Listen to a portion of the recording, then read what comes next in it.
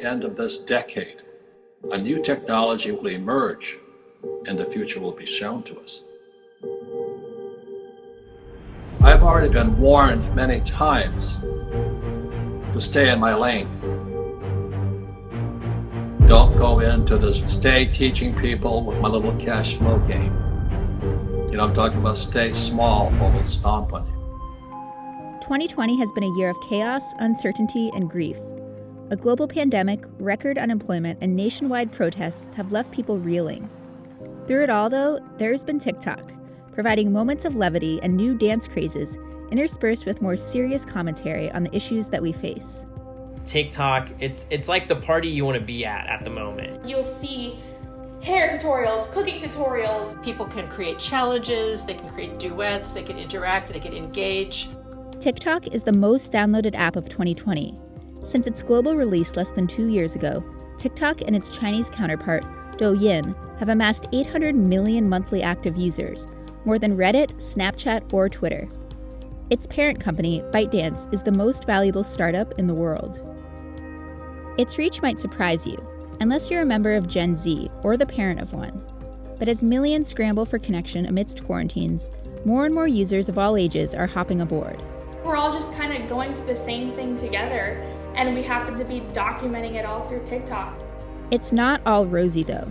The Chinese-owned app faces a slew of regulatory hurdles, privacy concerns, and allegations of censorship. Amidst these struggles, it's brought in a new CEO. This guy is Kevin Mayer, Formerly the head of streaming at Disney. That's basically what Kevin Mayer's first priority needs to be, is to make sure that Americans trust TikTok. In the long run, that may prove complicated, but in the short term, it hasn't prevented tens of thousands of new users from signing up. The world is shrinking. There's a deep and relatively unexplored world beyond what the human eye can see. The microscopic world is truly alien and truly fascinating. I'm delving further than the microscopic scale. I'm going to explore the potentials of working at a nanoscopic level, working at a level a billion times smaller than the average scale we work at today. This is nanotechnology. Nanotechnology means any technology on a nanoscale that has applications in the real world. Nanotechnology is the science of building small, and I mean really, really small. It's pretty difficult to imagine how small a nanometer is, but let's just take a moment to try and wrap our heads around it. The tip of a pen is around 1,000,000 nanometers wide, so nowhere near close. A single sheet of paper is around 75,000 nanometers thick. A human hair is around 50,000 nanometers thick. And I ran out of things to compare. Let's just take a different approach. If a nanometer was the size of a football, the coronavirus would be the size of an adult male. A donut would be the size of New Zealand, and a chicken would be the size of the Earth.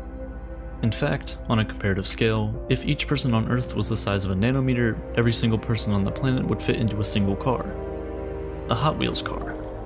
You get the idea. Nano is super, super tiny. We're talking subatomic. So that's how big, or rather small, a nanometer is. But why does it matter? Why look at really small things? Well, they ultimately teach us about the universe that we live in, and we can do really interesting things with them. When we move into the nanoscale, we can work with new domains in physics that don't really apply at any other scale. Nanoscience and nanotechnology can be used to reshape the world around us. Literally. Everything on Earth is made up of atoms. The food we eat, the clothes we wear, the buildings and houses we live in, our own bodies. Now, think for a moment about how a car works. It's not only about having all the right parts, they also need to be in the right place in order for the car to work properly. This seems obvious, right? Well, in pretty much the same way, how the different atoms in something are arranged determines what pretty much anything around you does.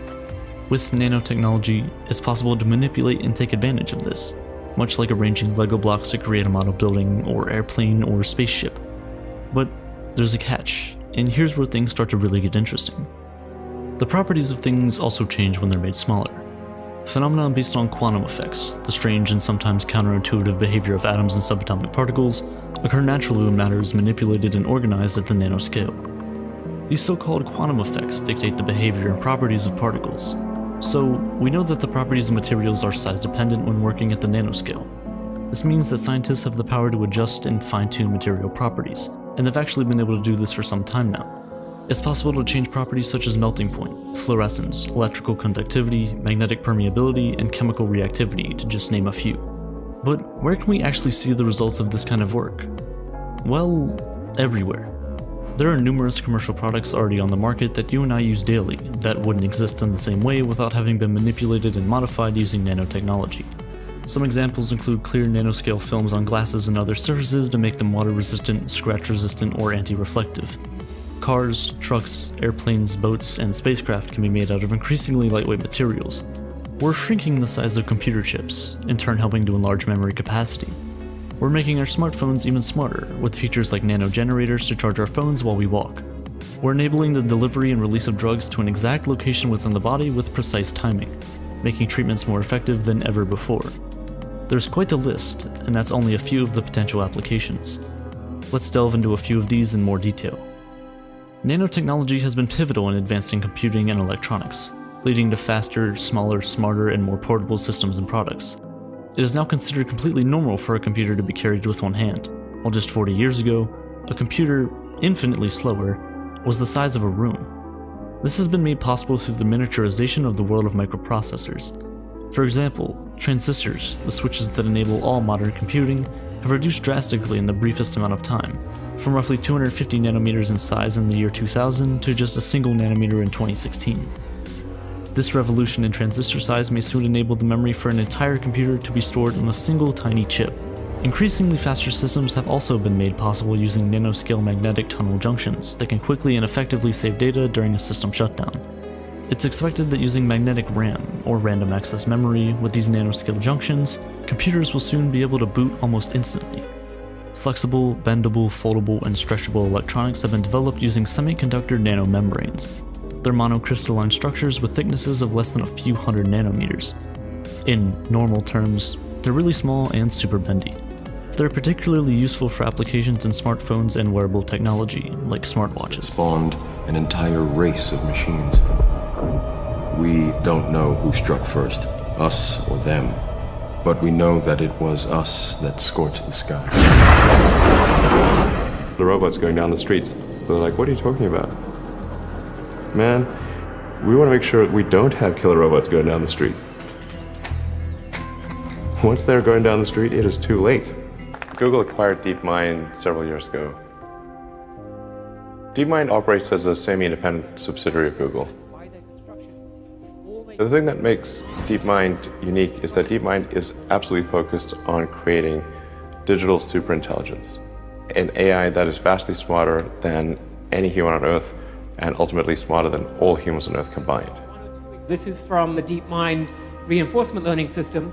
Basically wakes up like a newborn baby and is shown the screen of an Atari video game and then has to learn to play the video game.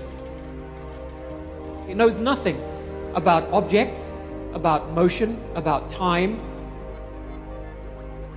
It only knows that there's an image on the screen and there's a score. So if your baby woke up the day it was born and by late afternoon was playing 40 different Atari video games at a superhuman level, you would be terrified. You would say, my baby is possessed, send it back. I mean, the DeepMind system can win at any game.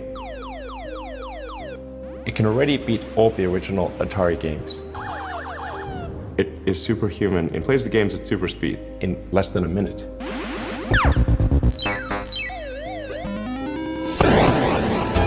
DeepMind's AI has administrator-level access to Google's servers to optimize energy usage at the data centers. However, this could be an unintentional Trojan horse. DeepMind has to have complete control of the data centers, so with a little software update, that AI could take complete control of the whole Google system, which means they can do anything. They can look at all your data, they can do anything. We're rapidly headed towards digital superintelligence that far exceeds any human. I think it's very obvious. Talk about your time allocation. I think one of the things you spend an awful lot of time thinking about, I know, is artificial intelligence. It's something that you and I have as a shared interest, and it's something that our audience is interested in as well. The question here is, a lot of experts in AI don't share the same level of concern that you do about the dangers of AI. Fools. What Famous last words. What specifically do you believe that they don't?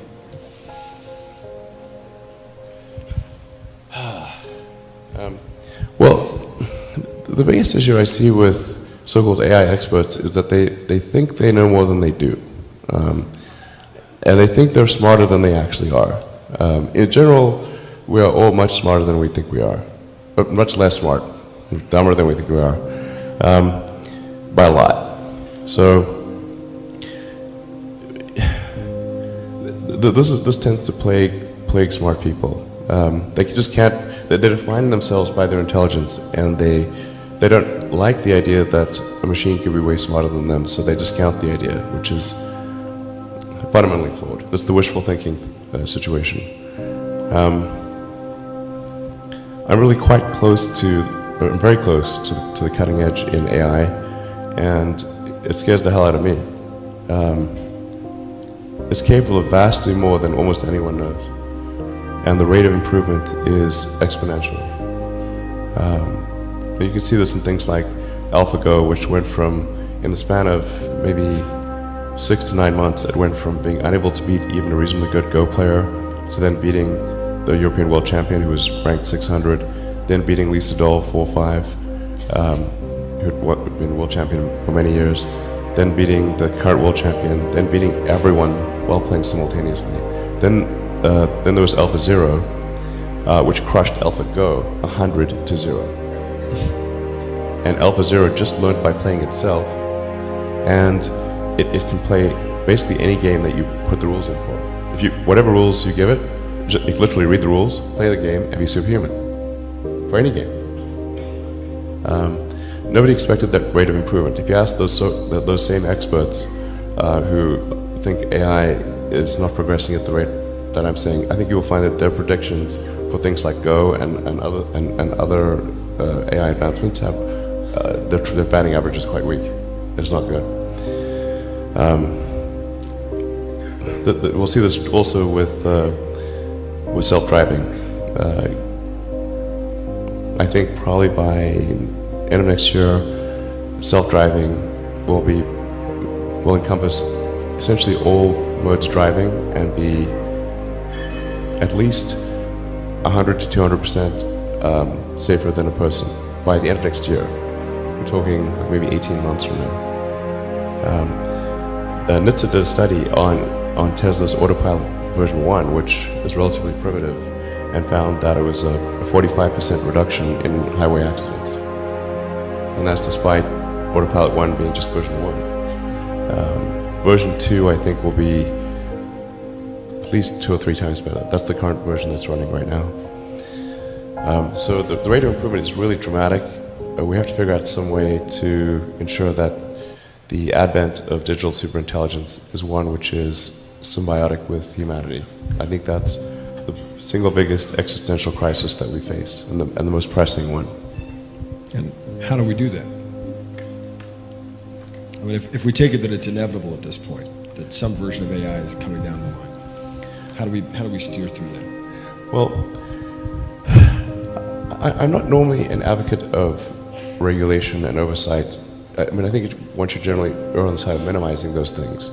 But this is a case where you have a very serious danger to the public. And so therefore there needs to be a public body that has insight and then oversight to confirm that everyone is developing AI safely. This is extremely important. I think the danger of AI is much greater than the danger of nuclear warheads by a lot. And nobody would suggest that we allow anyone to just build nuclear warheads if they want.